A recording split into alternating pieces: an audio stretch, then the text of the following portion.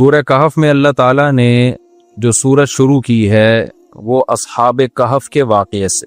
اصحاب کہف کیا ہیں؟ کہف عربی میں کہتے ہیں بڑے غار کو، ایک ہوتا ہے غار، اس کو بھی غار ہی کہتے ہیں، اور ایک ہے کہف، ایک بڑا غار۔ تو پچھلی امتوں میں شرک تھا، حکومت غیر مسلموں کی تھی، اور وہ ظلم اور جبر کر کے کسی کو توحید پر قائم رہنے نہیں دیتے تھے۔ تو چند نوجوانوں نے توبہ کی اور ان کو خیال آیا کہ ہم اپنے جو اصل دین ہے توحید، ہم اس پر قائم رہیں گے۔ اب چونکہ اس ریاست میں شریعت پہ چلنا ممکن نہیں تھا ان کے لیے، تو شریعت کا حکم یہ ہے کہ اگر آپ کسی جگہ شریعت کو فالو نہیں کر سکتے، ناممکن ہو رہا ہے آپ کے لیے، تو گنجائشیں نکالنے کی اجازت نہیں ہے آپ کو، بلکہ آپ کو وہاں سے چپ بیٹھے ہوئے موو کرنا پڑے گا۔ بلکہ جہاں آپ کے لیے شریعت پر عمل کرنا ممکن ہی نہ ہو، وہاں سے موو کرنا آپ پر واجب ہو جاتا ہے۔ تو قرآن کہتا ہے کہ وہ جو تین تھے یا چند نوجوان تھے، ایک روایت کے مطابق سات نوجوان تھے، تو انہوں نے کیا کیا؟ انہوں نے نیت کر لی ہم اس علاقے کو چھوڑ دیں گے۔ اب علاقہ چھوڑ کے جائیں کہاں پہ؟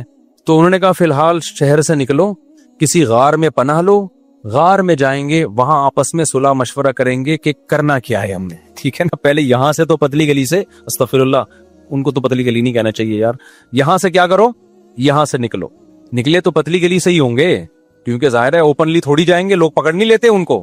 تو اب جب وہ غار میں گئے ہیں، انہوں نے جانے سے پہلے اللہ سے دعا مانگی، ربنا ہیئ لنا من امرنا رشدا وہیئ لنا من امرنا مرفقا اذ اول فتیۃ فقالوا ربنا آتنا من لدنک رحمتا وہیئ لنا من امرنا رشدا۔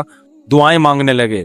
پہلا سبق ہمیں کیا ملتا ہے؟ جہاں دین پر چلنا امپاسبل ہو جائے، اس علاقے کو چھوڑنا بولو واجب ہے۔ مسئلہ چینج نہیں ہوگا، آپ کو چینج ہونا پڑے گا۔ نمبر 2، جب آپ بہت بڑا کام کرنے جا رہے ہو تو یہ کام اللہ پہ توکل اور اللہ پہ اعتماد کے بغیر نہیں ہو سکتا، تو اس میں پھر دوسرے نمبر پر آپ کو اللہ سے دعائیں مانگنی چاہیے۔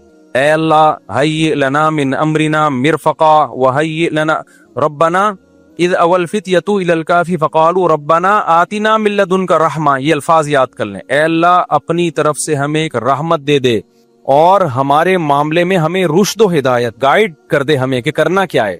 یہ دعا مانگنا ایسے موقع پہ سنت ہے۔ سمجھتے ہو کہ نہیں سمجھتے؟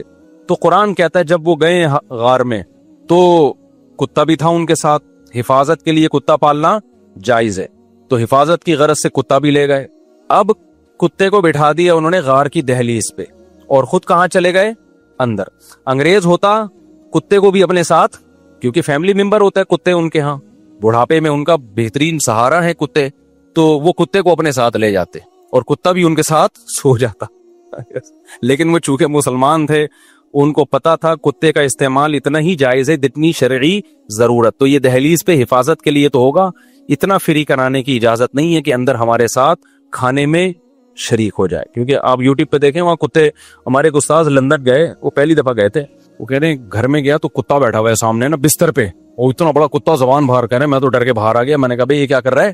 بستر پہ بیٹھا ہوا ہے کتا، تو کہہ رہے میں ڈر گیا، میں نے یہ کیا؟ انہوں نے کہا بھائی یہ ایسے ہی ہوتا ہے یہاں۔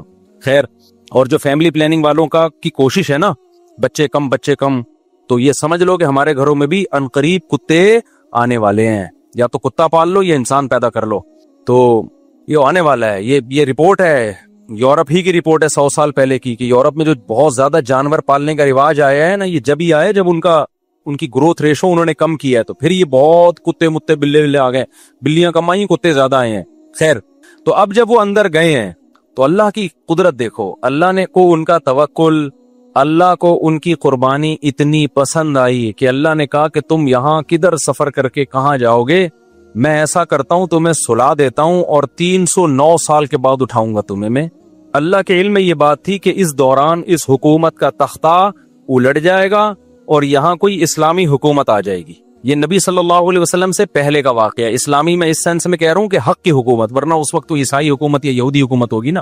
اب جب یہ سوئے ہیں تو قرآن کہہ رہے ہم نے ان کے کتے کو باہر بٹھا دیا اور جاگتا رہے وہ 309 سال، اور ایسا روب کہ کوئی باہر آئے نہ گزرے تو اس کو ڈر کے کتا مجھ پہ حملہ نہ کر دے۔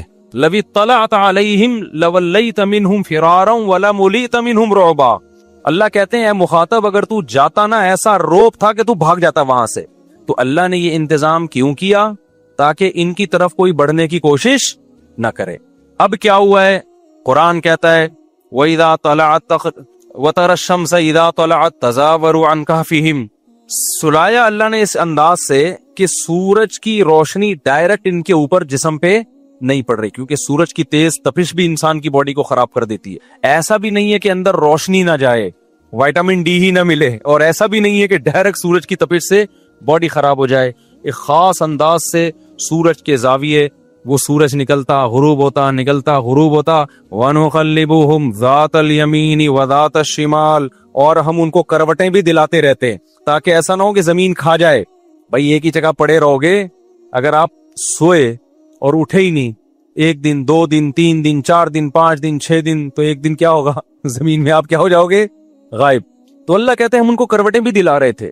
اب دیکھو اللہ کے کام دیکھو. 309 سال کسی انسان کے لیے سونا ممکن نہیں ہے، لیکن اللہ نے جب سنا کہ ایک قدرت کو ظاہر کیا تو اب اللہ باقی تمام چیزوں میں اسباب ہی اختیار کر رہے ہیں. اللہ یہ بھی تو کر سکتے تھے ایک کروٹ پہ 300 سال سلا دیتے اور زمین کو ان کی باڈی کھانے نہ دیتے، یہ کر سکتے تھے نا، لیکن نہیں. 309 سال سنا کے تو اپنی قدرت ظاہر کرنی تھی، باقی سارے کام کیسے ہوں گے؟ اسباب کے تحت ہوں گے. اللہ یہ بھی کر سکتے تھے کہ 309 سال سلاتے، سورج کی کرنیں نہ آتی ان کے اوپر اور اندھیرے میں ہی وٹامن ڈی ان کو ملتا رہتا. نہ نہ نہ، جہاں تک اسباب سے کام ہوگا اللہ بھی کیا اختیار کرتے ہیں؟ اسباب اختیار کرتے ہیں. تو جب اللہ بھی اسباب ہی اختیار کرتے ہیں تو میں اور آپ کون ہوتے ہیں جو اسباب اختیار کیے بغیر اللہ پہ توکل کرنا شروع کر دیں؟ کما رانی اللہ کھلائے گا، صحت کا خیال کرنا نہیں اللہ، ابے کچھ نہیں ہوتا لڈو وڈو کھانے سے. یہ باتیں ہوتی ہیں نا آج کل دینداروں کی. او بھائی تیرے کو شوگر ہے تو 3 لڈو کیوں کھا رہا ہے؟ ابے موت دینے والا کون ہے؟ اللہ ہے. زندگی موت لڈو کے ہاتھ میں نہیں ہے. زندگی موت کس کے ہاتھ میں ہے؟ لڈو. کس کے ہاتھ میں ہے زندگی موت؟ اللہ کے ہاتھ. یہ دینداروں کو ہم نے سنا ہے. حالانکہ جب آپ کا ویٹ بڑا ہوا ہے، آپ کو شوگر ہے، تو لڈو آپ کے لیے جان لیوا ہو سکتا ہے. ایسے موقع پہ یہ توکل کی بات کرنا یہ شریعت کے خلاف ہے، تو ہمیں ڈیٹیل میں جانے کی اجازت نہیں ہے. باقی قیاس آرائیاں ہوتی ہیں، صحیح بھی ہو سکتی ہیں، غلط بھی ہو سکتی ہیں. اچھا تو میں یہ عرض کر رہا تھا کہ 309 سال وہ سوئے ہیں. وَنُقَلِّبُهُمْ ذَاتَ الْيَمِينِ وَذَاتَ الشِّمَالِ. اللہ کہتے ہیں ہم ان کو پلٹتے تھے. اب ادھر کو کروٹ لے کے سوچو، اب ادھر. وَكَذَلِكَ